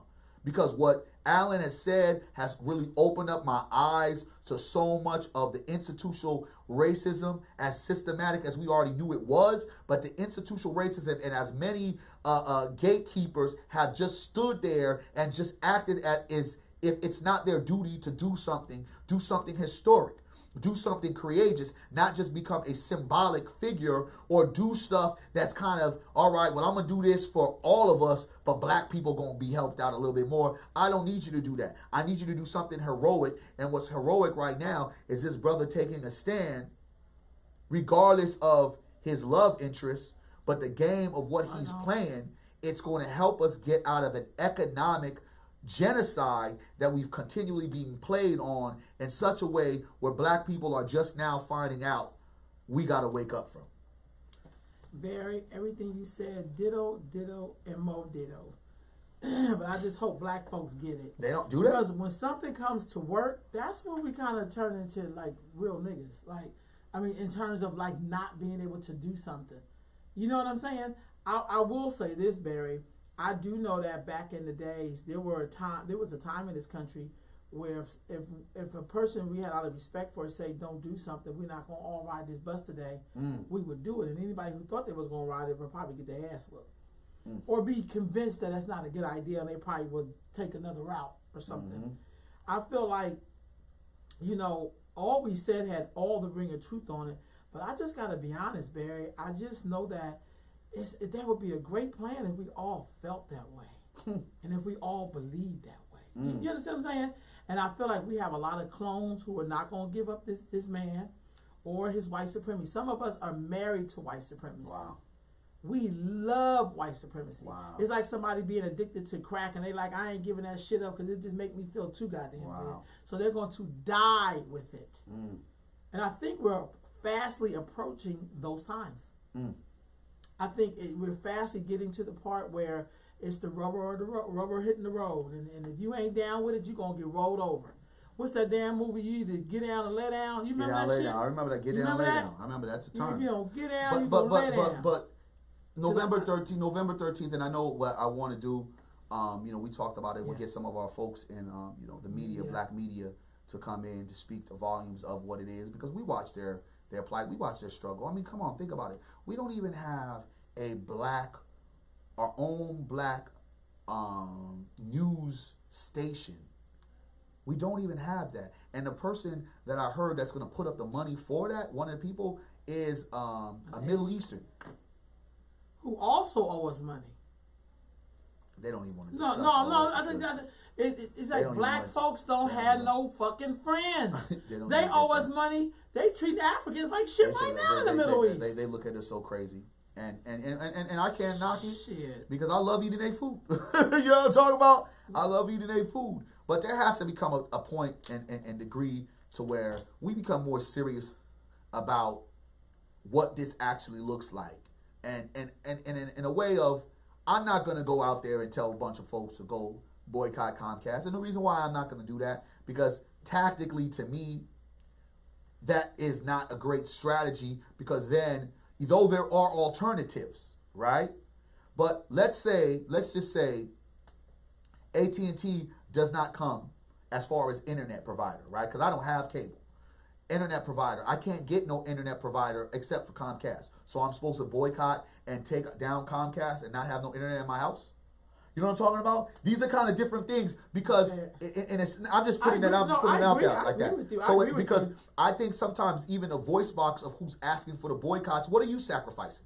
What are you boycotting? I get that. What do you sacrifice? You know what I'm saying? Because it's easy to say that now, because again, we're emotionally reacting. It's almost about 6 days to when this brother goes down. You know, and now here comes this emotional, let's all boycott Comcast and all that. But the key is, how do we harness that to real power? That's what I'm saying. So I get that. But let me just say this. This is where I turn into a Cuban. And I'm trying to be funny. And when you ask that kind of question, like, well, what do we do? The Cubans say, you know, you could always tell how strong the men were in Cuba by the notches on their belt when Russia took their support away, and they were really going through what's called the special period in Cuba. And what I learned from being in Cuba is that if you're not willing to sacrifice, then you ain't worth shit. And I'm saying to you, if you can't fucking turn your TV off and sacrifice some shit, then don't complain about shit. If you ain't willing to take the deep dives, and we're asking you to do basic shit. Right, you asking to do shit like support a black business. That should be fucking breathing. You know what I mean? That should be nothing. You know what I'm saying, though, Barry? That should be nothing. Then how can we ever compete with any group in here if we don't see ourselves first, if we don't believe in ourselves first, and we don't put ourselves first? I remember in Oakland when they did not have a Chinatown. They would take the BART all the way to Frisco to shop with their own damn people until they got downtown Oakland. Yeah. And you mean to tell me we're not capable of doing that? I think black people are those kind of people where you just have to understand their wave, because the white people do. This shit will die down. They'll forget about like they did the Clark thing, like they did Sandra Bland. Them niggas will forget about it. We'll throw them a new album. Go on out there and give them Jesus is real. I'm gonna give you an example. Oh shit. I'm gonna give you an example. The Tatiana girl got killed in Dallas. The white police officer got resigned. The white police officer is now a civilian. He ain't a white police officer. Why his head ain't on this the swivel? I mean, I saw the preachers talking about protected. Well, now he's a civilian. Why is his neck not somewhere lynched? And I'm not advocating violence, but I'm just being honest. We ain't even talking about that case no more. So we want to talk about how quickly we forget. He is now a civilian. We ain't even talking that big rah-rah about protect. He is a civilian hanging out somewhere. I'm sure the farthest he probably went is San Antonio. But he's somewhere free, somewhere hanging out, probably doing something where he might be a security guard or doing something online, but he's a civilian, and you're not going to get the kind of penalties you would get if you get caught doing something to him because he's not no longer a police officer. He does not, even though he probably has police friends, and he's not protected by that. He got to shop and buy food. But he's still moving. That's what I'm saying. So Negroes can't sit there and tell me how about it they are when here's these things that continue to go. We are too in love with reacting and not in love with the actual process of what is the long-term plan. I agree with you, but I'm just saying we have to figure out how do we use that energy. See, sometimes black folks, some of us are very predictable. Very much so. So white people know that. They know our steps like a mother knows her child. At least she thinks she knows a child. However, how do then those of us who are thinkers, I'm going to put some mathematics out there. 5% of the people, poor righteous teacher, 10% is the bloodsuckers of the poor, but the 85% of the dumb, deaf, and blind. So my thing, knowing that, what do the 10% know that the 5% say they know, but the 10% is leading the 85%? That's a math equation, y'all. It's heavy. So those of us being the 5%ers, we gotta tighten up our goddamn game. Yeah. You know, if a Negro's all he can do is be reactionary, I gotta be able to bank on him being reactionary to the right shit. Yeah. You know, how do we drop those seeds? That's why music, what we put in ourselves, whether it's food, music, energy, vibrations, light beams, all of that shit runs black people. Yeah. That's why when you go to church and they start putting that damn music on, immediately your body starts reaction, even if your brain ain't there yet. For real, you walk in the club. And you have to get that money. So that's a science. Man. That's a science. So how do we then, that's why I think they set out to destroy hip-hop. Man. When we were talking about that rah-rah with the black medallion, they was like, oh, hell no. You shitting me? We gotta put some bullshit up in here, and then shit hop came along, and that's the end of that. And that's the end of that. You can't get Negroes to pull their goddamn pants up. I'm just saying, and women not to, we done took the word bitch and act like, yeah, I'm a bad bitch. Really, the bad bitch don't be queen though. Man. Can't be a bad bitch and be queen. I don't give a fuck how you want to respin it. You gonna stop the spinning cycle? You gonna be in the same goddamn place. You can't be king and God and be a nigga. Right at the same goddamn time. I know we think we can, but come on. Because a real God provides. A real God maintains. A real God is a builder. Yes, sir. And I know we're not really talking about that, in our communities. I mean, it's nice to read shit. I think we do. How about doing some shit? I think not we all do of talk. us, I think we no. That's what I'm saying. Yeah. I think we do talk about it, but we talk about it without any actual action being involved in the talk. And we only like to talk about it when it's everything that's supporting bullshit that we want to talk about, and it's people that we like talking about it, right? That part. Because that part where Negroes have this found reality, I call myself the most disliked popular guy. Why? It's not because I'm being funny, but I am being funny. It's because I'm disliked, but I'm very popular in the things that I say and the things that I do, but I'm disliked because folks don't just like me as a person for whatever reason, because they don't like the imagery or how I conduct myself and my swagger and things of that nature, but it's flaws that other people have. Because it's not necessarily something that they can see in me, because most of these people, I don't even know them like that. Maybe they won't be you, fam. A lot of motherfuckers won't be me, you know what I'm saying? Maybe they talk about, so they walk out. Exactly. I'm just saying, I got a lot of sons and daughters out there. But I'm just being honest. And that's just where if I see you, Queen, I'm going to be intimidated. If I'm not true and right with myself, I'm gonna be intimidated. You talking all this black power shit, but then you're moving in a room with vultures, and you're like, the way you're moving and gliding, like, damn, you're not switching up and putting a whole a suit and tie or skirt to make them feel comfortable. You're coming with your own African sense. If I didn't know how to do that, I'm gonna be intimidated by that. I love a hero, Barry. Let me just be honest. I know I'm strong and all that bullshit. I get it. Because sometimes we strong because we have to be. Yeah. Not because that's how I wrote the script. Mm-hmm. But I would say this, Barry. I think a lot of us love a hero, but we don't know what a hero really look like. I'm not talking about you lay down on the goddamn floor and he come and swoop you up and throw you on a white horse. Mm-hmm. That's not what the fuck I'm talking about. A hero comes when we was in that meeting and you got up and was like, oh, hold on, player. No doubt. That's what a hero look like. Not sitting there being politically correct, scared out your goddamn boots. Why? I don't care what nobody say. There's no account of this, but I think Harriet laid some motherfuckers out. Because if they was any more niggerish than we are right now, I know she laid some. Wait, hold on a second. So she didn't shoot nobody? They said that's what she claimed. She never lost a passenger. She said never lost a passenger. Now that don't necessarily mean she didn't liberate some motherfuckers along the way. Cause we're kicking and pulling people right now. And we're kicking and pulling people right now. And it should be a lot easier. And I hope from Buffalo Wild Wings to Harriet Tubman to the Allen case and to all of the fuckery that's going on currently right now. We ain't even talked about the whole Donald Trump impeachment because that's even more deeper than anything to watch the corruption. Could this be a distraction? Exactly. As they slide this shit under the rug? As they slide a lot of shit under the rug, right? I feel that black people really need to start coming into a place that if we can't do the basic essential things, that if you have a disagreement with someone, can holler at them, you know what I mean? We're talking about the basic essential things. We're talking about respect. We're talking about respect for our elders, respect for our children, you know what I'm saying? Respect for our own selves. And when you talk about supporting a black business should be breathing, you get on me all the time, Barry. Well, we're going to talk about support black businesses. We're going to talk black on black crime. And it becomes a nuisance that we even have to say support black businesses. It becomes a nuisance that we have to say support a black podcast. You know, I feel every single person, the content that we're speaking is real truth and facts. Nothing that we said from the people that have chimed in. We ain't telling no lie. The whole conversation, I'm just being honest. So it's an honest perspective from your view and my view. Right on. But the reality of it all, we're really hitting some diamonds because the shit that we saying when you niggas dissected, are we really lying? You know, are we really just exaggerating?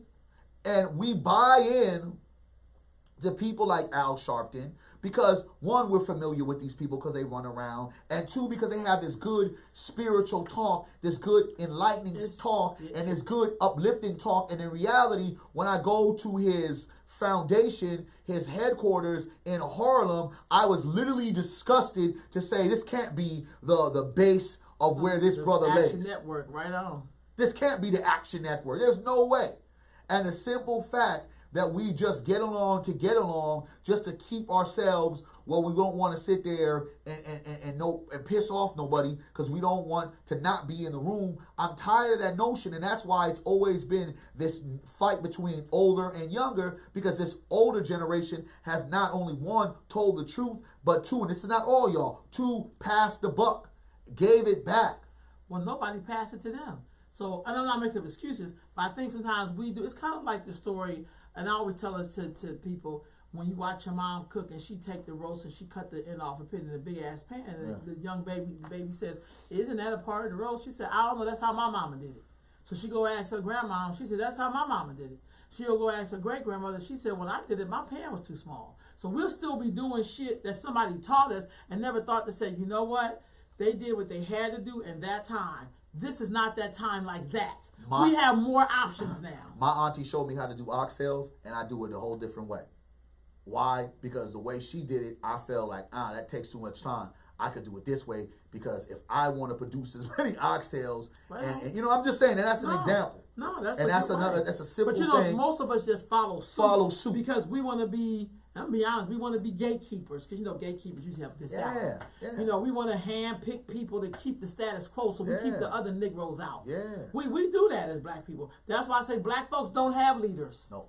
That shit is an illusionary. It's like an illusion. It's like Casper the Ghost. You never can really see it. And the simple fact that we want to hold leadership into such a way that says leader, leader, leader. It's just like, why can't we all be leaders? You know what I'm talking about? Why aren't we all leaders? Talking you know that what I'm real talking about? stuff. Because I want everyone to be a leader. Like, don't just choose me, and then when everything goes wrong, you point at me. You know you know what I mean? Like, oh, well, you're the leader. Well, you're not a leader. And that's the whole thing. So if we are going to, it's the way it's always been done. It's a new day. You're right, Queen. It's a new day and it's a new way.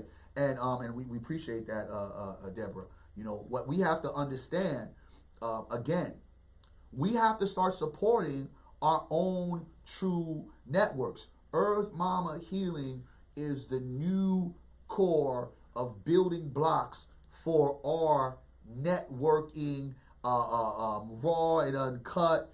Give it how you want it. Get it. No worrying about how we sound, how we look, all that bourgeois. Want to keep it simple practices because we're so used to certain things. It's raw and uncut. Black brilliance in effect unapologetically with our black ass excellence all over the place. And this is something that we got to keep on supporting. You know what I'm saying? And I don't mind being a steward and being a limb of something that I believe in.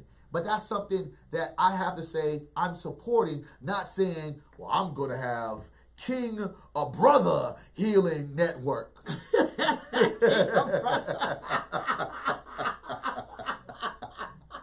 No, I'm just being honest though. I'm finna have King Brother. You know what I mean? Let me just jump on Earth Mama Healing. Red pill, the blue pill. I'm just saying, let me jump on Earth Mama Healing. Shit. Let me be one of the stewards. Let me be one of the originals. Let's build in to what we have. And let's create our own network and our own channel. Because I put the faith in my sister Queen that if someone comes and says, I got something I want y'all to do, you're going to sit there and say, gotta take Barry. I got to take my brother. Right on. And when they say, you can't take that Barry guy, it started, and the reason why I'm here is because of brothers like him. And that's the kind of shit that we got to say. Because that's what Negroes end up doing. It's like, can't take him? Oh, okay. And then that's how they get power. That's how many of our hip-hop groups started dissolving.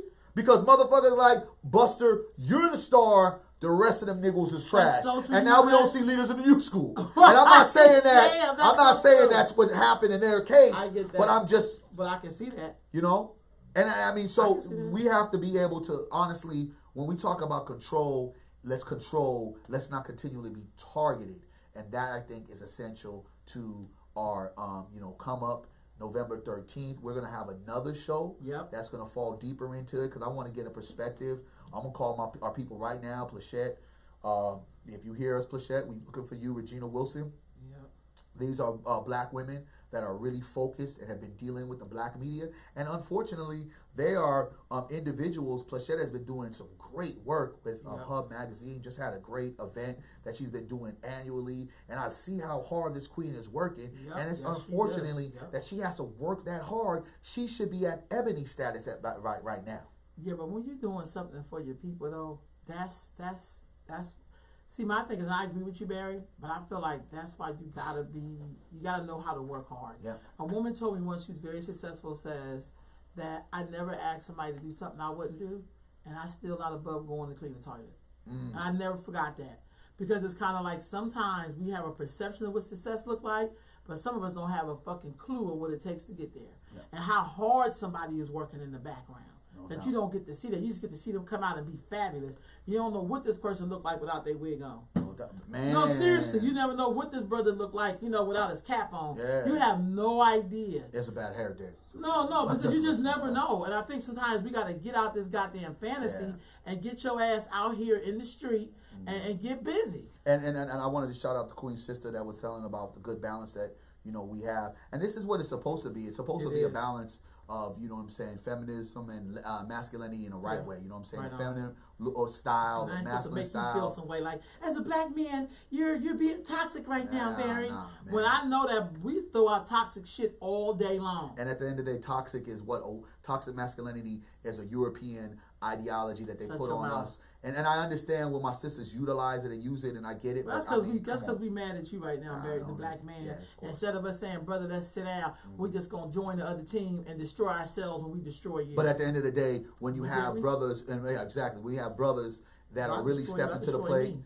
You know what I'm saying? And if really But they doing don't see that part. they don't see that part. They don't see that part because they think that they're like white women. Yeah. Like when white men do their white women some way, that shit ain't never been our excuse because they done lynched you half the damn time, and I'm out here going for broke by my damn self. Yeah. So it don't work like that. But I've watched us really believe that somehow we are right up there with white women, and we are not.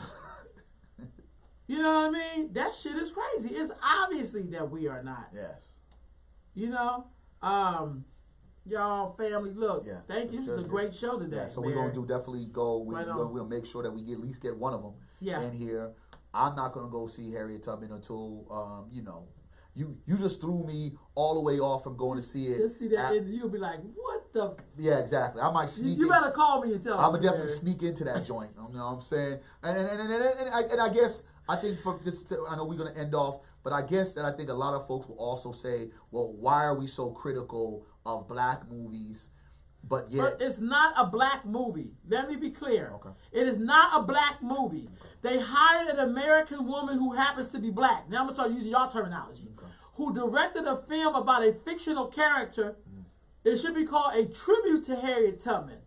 What we think she should have been like, or some shit like that. or I not wouldn't even be- call it Harriet Tubman. Yeah. Just call it shit like call Yolanda Hood frees the blacks, right? I mean, you're saying you don't even call it that, right? No, but I'm just saying, I felt like that's what it made. So I'm saying, no, this is not a black film. We gotta have names for people when they don't do us right. See, take away that black card, because white people hate when you take that white card away. They can be white with no teeth and living in a trailer, but god damn it, they're white. Yeah. And I think that one of the things that Alan shared to me is just like how he, again, going back to the preference of there is not any white person that could come up and we say speaks for all white people, but there's always a black person, whether it's woman or man, that That's so speaks for true. all the black people. And Right that on kind of that, Barry. resonated on that. So I'm gonna wait to go see the movie. In a way, I'll probably sneak in to see it. And that's not a knock because people will probably say, well, you're supporting all these other white movies, blinded out white. Yeah, but they're good. Shit. They're good.